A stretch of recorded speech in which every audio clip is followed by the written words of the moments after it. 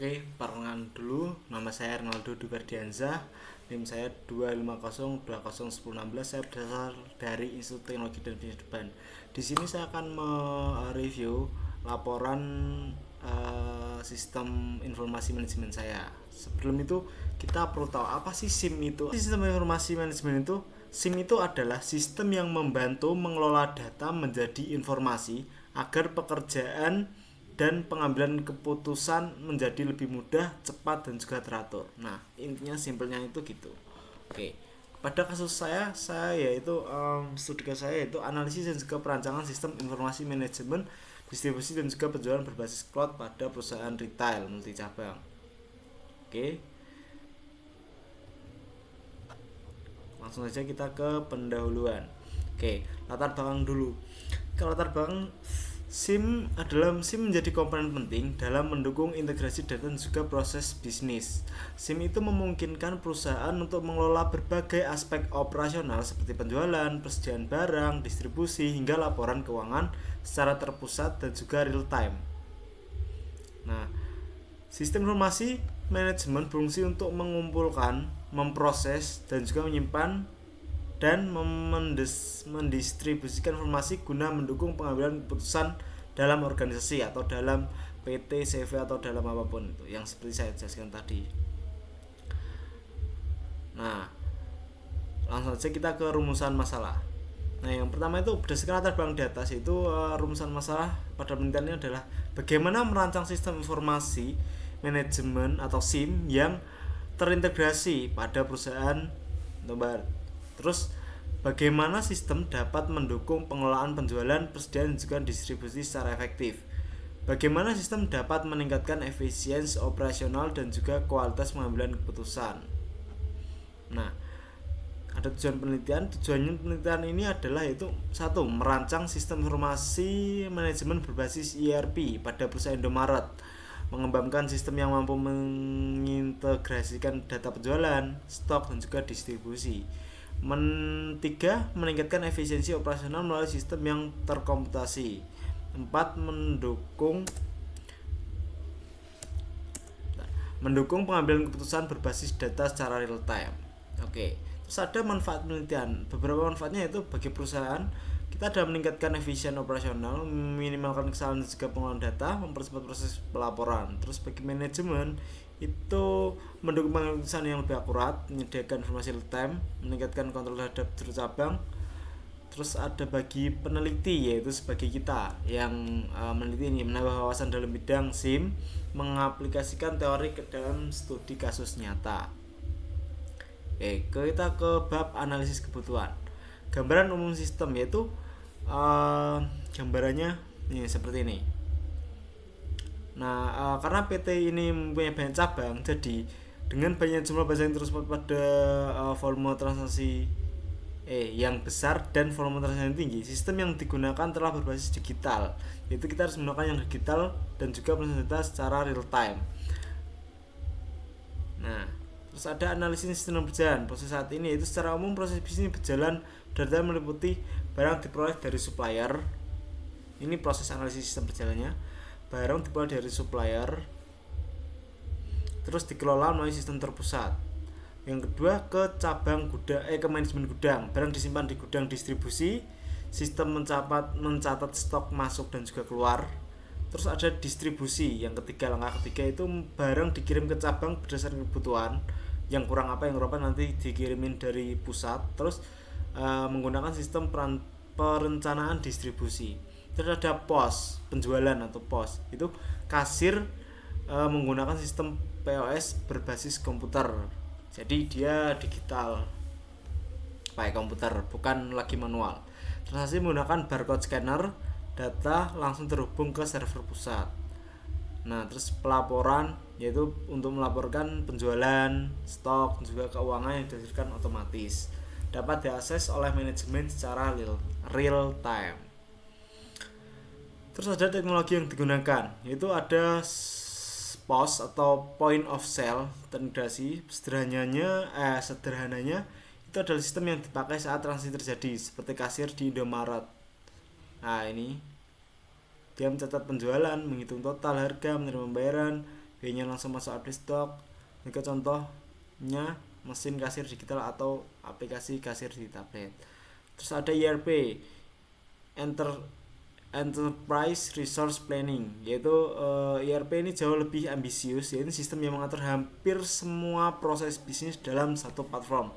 Bukan cuma penjualan tapi juga stok, pembelian, barang, keuangan, HR, produksi, ya semuanya. Ada database, terus ada barcode system, juga jaringan antar cabang. Kelebihan sistem saat ini yaitu semua cabang terhubung ke dalam satu sistem, sudah real time juga, sudah efisiensi, kontrol manajemen tinggi, dan juga skalabilitas atau mudah menambah cabang baru.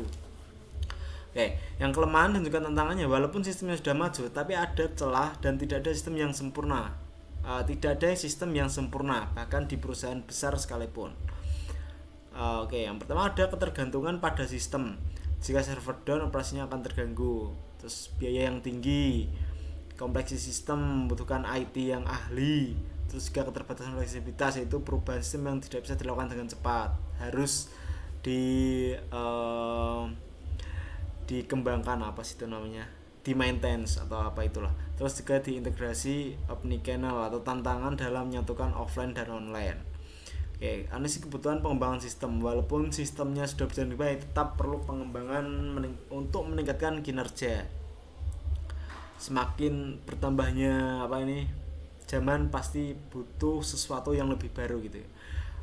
Perkembangan fungsional yaitu ada smart inventory system, prediksi kebutuhan stok basis dan historis, notifikasi otomatis berbasis AI.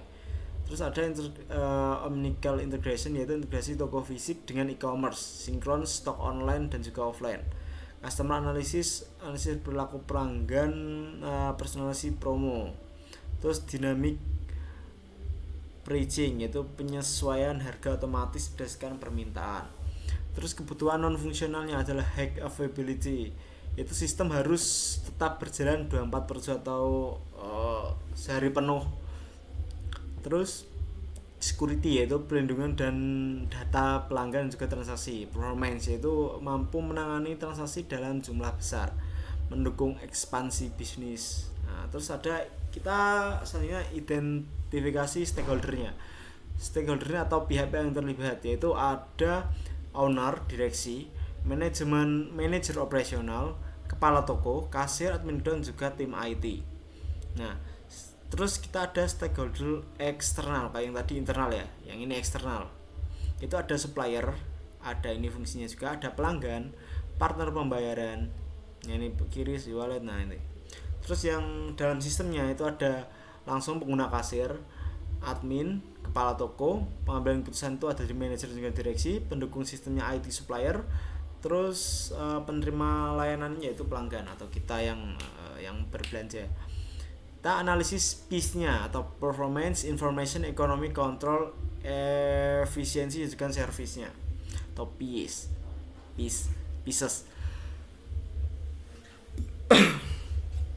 Nah, performance itu apa ya? Sistem sudah cepat tetapi perlu optimasi AI, sudah pasti. Informasi akurat dan real time.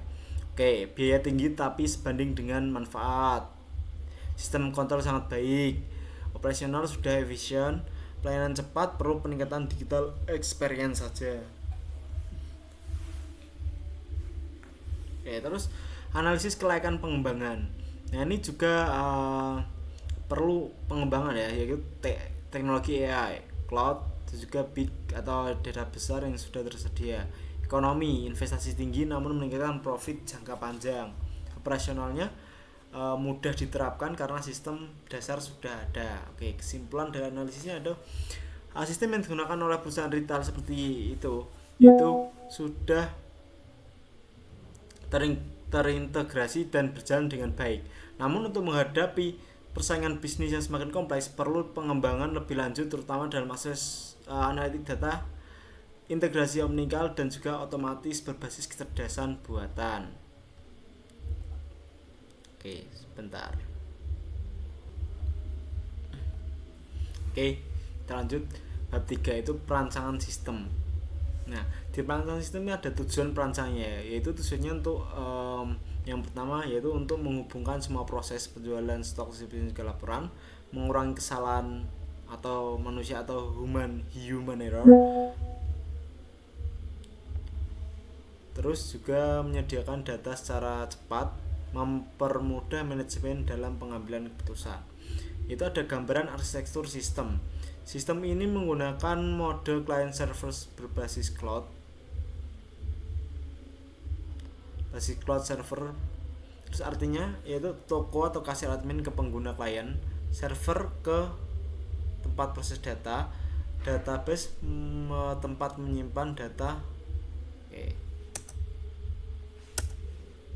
Artinya yaitu kasir input data terus dikirim ke server, kesimpan, setelah itu di database, terus muncul di dashboard manajemen. Oke, terus ada perancangan alur sistem atau flowchartnya. Ini yang pertama itu start, terus barang diproses barang dari supplier, kita input barang valid tidak, kalau tidak kembali ke sini, kalau iya berarti lanjut, simpan ke database, lanjut distribusi ke cabang, barang dijual, tidak sedia end. Nah gini. Oke, ini ya langkahnya tadi. Terus kita yang ke penjualan, flowchart penjualan itu start, terus kasir login, kita itu scan barcode, barang ditemukan tidak kembali, terus tampilkan harga, tambahkan daftar belanja. Kalau mau scan lagi tinggal ulang lagi, kalau tidak maka langsung ke sini proses pembayaran. Kalau pembayarannya tidak berhasil kembali lagi ke sini, terus cetak struk, update stok, simpan transaksi, selesai. Oke, terus flowchart manajemen stok sama admin stok kurang, kalau tidak kurang berarti selesai. Terus kalau iya berarti kita buat permintaan, sistem kirim ke gudang proses permintaan, barang tersedia, kalau barang tidak tersedia maka selesai, atau kita harus beda proses ya. Kalau ada langsung kirim, terima, update stok ke sistem. Oke. Terus ada activity diagramnya, itu seperti ini. Activity diagram penjualan pos itu login, validasi data, ini kasirnya login sistem, terus kalau tidak valid maka kembali ke login lagi, ditemukan, masuk sistem, scan barang, ambil data barang, ke sini, tambahkan harga, tambahkan keranjang. Setelah itu kalau ingin tambahkan lagi kembali ke sini, kalau tidak maka lanjut, hitung total, hitung pembayaran, terus pembayaran berhasil, lanjut, kalau nggak berhasil kembali lagi, cetak stok, update stok. Terus ke activity diagram manajemen stok, yang cek stok, analisis stok, yaitu ke sistemnya, terus stok cukup atau tidak, kalau tidak maka berminta, kalau cukup ya selesai, kalau tidak maka buat permintaan, kirim permintaan, terus kirim ke gudang mengirim barang, diterima, update stok, selesai. Oke, terus ini pembelian atau pengadaan barang, yaitu melibatkan 4 aktor atau 4 aktor lah. Ini ada admin, ada sistem, ada supplier, juga ada gudangnya. Cek stok, analisis stok, stoknya berkurang, kalau stok kurang, kalau tidak maka selesai, kalau iya maka buat order, kirim PO, terima PO itu pre-order, terus kirim barang, terima barang, cek kualitas sesuai, kalau sesuai lanjut, kalau tidak maka ulang, simpan barang, update stok, selesai. Oke, setelah itu kita ke sequence diagramnya. Sequence diagram itu UML yang digunakan memvisualisasikan interaksi antar objek dalam satu sistem berdasarkan urutan waktu. Diagram ini menunjukkan pesan atau metode yang dipertukarkan antar komponen. Sama kayak ini langkah-langkah juga intinya. Nah ini kasir login ke pos, terus validasi, cek user, data user, berhasil login, terus scan barang, tampilkan scan, request, ambil data barang, tampilkan harga, bayar, proses, simpan, update, sukses. Ini sequence diagram penjualan. Terus ini ke sequence diagram manajemen stok.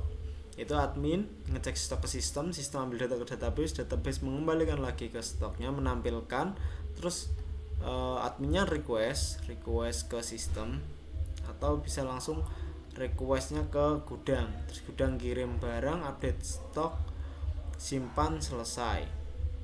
Oke, terus kita ke sequence diagram pembelian.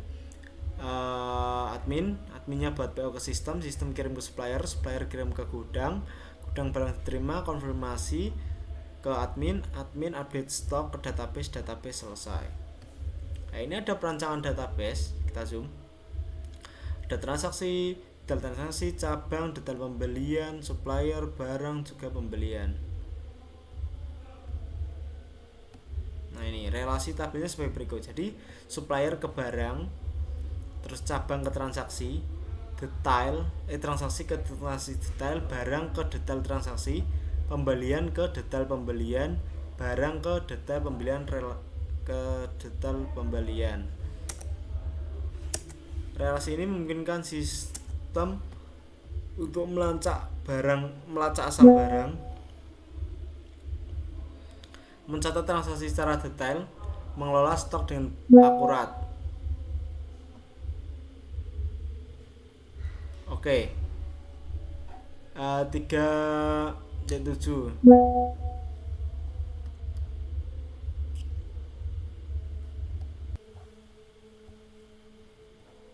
Oke, kita lanjut ke tampilan UI-nya. Ini saya buat tampilan UI dari Drawio ya, makanya agak kuno seperti ini.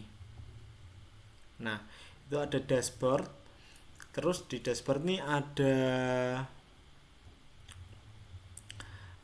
tampilkan total barang, terus ada total penjualan hari ini, total transaksi, dan juga stok menipis ada berapa.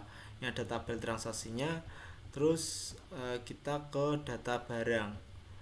Nah, data barang ini bisa cari barang, tambah barang, ini nama barang, harga, stok, suppliernya dari mana, ini aksinya, ini bisa diubah, ini bisa di main gitu.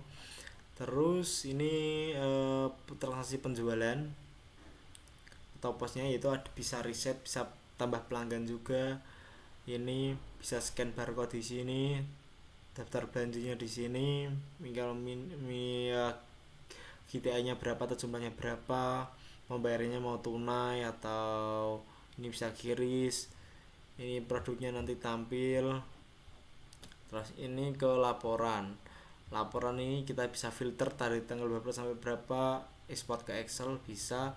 Terus juga ada tabel transaksinya, ada tanggal transaksi, jumlah transaksi, dan juga total penjualannya. Terus ini ada penggandaan stoknya atau pembelian, bisa riset plus pelanggan juga. Nah, nomor pembelian, supplier, tanggal, catatan. Di sini pembelian, ini kita beli barang ya, tambah barang apa yang mau kita beli, ini kita tambahkan barangnya, kita hitungkan KTI, kita pembelian, kita bayar, uang bayar, kembalinya berapa, simpan pembelian. Oke, selesai. Nah, selanjutnya kita ke keamanan sistem. Untuk menjaga data tetap aman, yaitu kita harus kasih username dan juga password, ada hak aksesnya, atau ya hak akses lah, login dan username, yaitu hanya kasir, admin, juga manajer yang bisa. Terus ada backup data otomatis. Selanjutnya integrasi sistem, yaitu sistem bisa terhubung dengan pembayaran digital, QRIS atau juga e-wallet. Terus ada sistem gudang, ada supplier, ada platform online. Teknologi yang digunakan yaitu backendnya pakai Laravel atau Node.js, JavaScript. Frontend yaitu React atau Vue. Database-nya pakai MySQL, servernya cloud atau online. Pengujian sistem perlu diuji sebelum digunakan. Testing fungsinya, apakah fitur berjalan. Testing integrasinya itu apakah sistem saling terhubung. Terus testing penggunanya apakah mudah digunakan. Kesimpulan, perancangan sistem ini menghasilkan sistem yang satu, terintegrasi atau runtut. Terus juga mudah digunakan, cepat dan juga akurat, cocok untuk retail modern seperti itu. Terus ada keempat, yaitu manfaat dan juga sistem. Manfaat bagi operasional perusahaan, yaitu satu, meningkatkan kecepatan proses kerja, proses penjualan, input barang dan pencatatan data dapat dilakukan secara otomatis dan lebih cepat dibandingkan sistem manual. Terus untuk mengurangi kesalahan atau human error dengan terkomputerisasi kesalahan dalam pencatatan data dapat diminimalkan. Terjadi pengelolaan stok lebih akurat. Sistem dapat memperoleh stok secara otomatis setiap terjadi transaksi. Jadi nanti kalau stoknya berapa, misal stoknya 5, ada transaksi 4, berarti nanti stoknya otomatis tinggal 1. Terus ada data penjualan yaitu stok dan juga pembelian saling terhubung dalam satu sistem. Oke, manfaat bagi manajemen yaitu sistem ini juga memberikan manfaat dalam pengambilan keputusan real time oleh manajemen. Yang pertama itu penyediaan informasi secara real time. Yang kedua, manajemen dapat melihat data penjualan dan stok secara langsung. Terus mendukung ke pengambilan keputusan juga. Data yang tersedia dapat digunakan untuk menentukan strategi bisnis seperti restock barang atau promo. Monitoring kinerja toko, manajemen dapat membantu aktivitas operasional dengan mudah. Selanjutnya, analisis data penjualan. Sistem membantu mengetahui produk yang paling laku dan juga kurang diminati. Oke. Satu, kita ke manfaat terhadap efisiensi dan juga efektivitas. Penerapan sistem memberikan dampak positif terhadap efisiensi dan juga efektivitas kerja. Efisiensi waktu. Proses yang ditemukan manual menjadi otomatis sehingga lebih cepat. Terus efisiensi biaya operasional. Itu mengurangi kebutuhan tenaga kerja manual dan juga kesalahan yang merugikan. Terus efektivitas kerja meningkat, yaitu pekerjaan jadi lebih terstruktur dan juga terorganisir. Oke. Yang keempat, produktivitas meningkat. Karyawan dapat bekerja lebih fokus tanpa terbebani proses manual. Jadi tinggal klik gitu. Oke, dampak jangka panjang yaitu mendukung pengembangan bisnis, sistem integrasi mudah, ekspansi cabang, meningkatkan daya saing. Perusahaan dapat bersaing dengan retail modern lainnya, meningkatkan kepuasan pelanggan, itu pelanggan menjadi lebih cepat dan juga akurat. Pelayanan, dampak jangka panjang, sistem informasi manajemen atau SIM yang dirancang memberikan manfaat yang signifikan dalam meningkatkan kinerja operasional, mendukung pengambilan keputusan, serta meningkatkan efisiensi dan juga efektivitas kerja. Dengan penerapan sistem ini, perusahaan retail dapat berkembang menjadi lebih modern dan juga kompetitif, dapat bersaing. Kita sudah sampai ke bab terakhir, yaitu bab penutup. Kesimpulan berdasarkan dari analisis dan juga perancangan sistem atau SIM yang telah dilakukan, dapat disimpulkan bahwa sistem yang dirancang mampu mengintegrasikan proses utama operasional toko, yaitu POS atau penjualan, point of sale ya, penjualan, manajemen stok dan juga pengadaan barang. Proses tersebut telah dimodelkan menggunakan diagram, sequence diagram, sehingga alur kerjanya lebih terstruktur, sistematis dan juga mudah dipahami. Oke, setelah itu sarannya itu berdasarkan perancangan tadi, yaitu ada beberapa saran yang dapat dipertimbangkan pengembangan sistem kedepannya, yaitu sistem ini dapat dikembangkan lanjut menambahkan fitur integrasi antar penjualan offline juga online. Terus agar data transaksi stok otomatis dapat tersinkron secara otomatis. Nah, selain itu sistem juga dilengkapi dengan fitur analisis dan juga prediksi stok berbasis data histori guna membantu menentukan jumlah pembelian barang secara lebih optimal. Dari sisi keamanan, sistem perlu ditingkatkan dengan menerapkan mekanisme autentikasi atau yang lebih kuat, enkripsi data, serta proses pencadangan data secara berkala untuk menghindari risiko kehilangan data. Pengembangan dalam bentuk aplikasi mobile juga dapat menjadi pertimbangan agar pengguna dapat mengakses dan mengelola sistem dengan lebih fleksibel. Terakhir, sebelum sistem diimplementasikan secara penuh, perlu proses pengujian secara menyeluruh untuk memastikan bahwa seluruh fungsi sistem atau seluruh UX-nya berjalan sesuai dengan kebutuhan penggunaan dan dapat digunakan secara optimal. Oke, sekian dari saya tentang analisis laporan saya ini. Saya akhiri, sekian. Wassalamualaikum warahmatullahi wabarakatuh.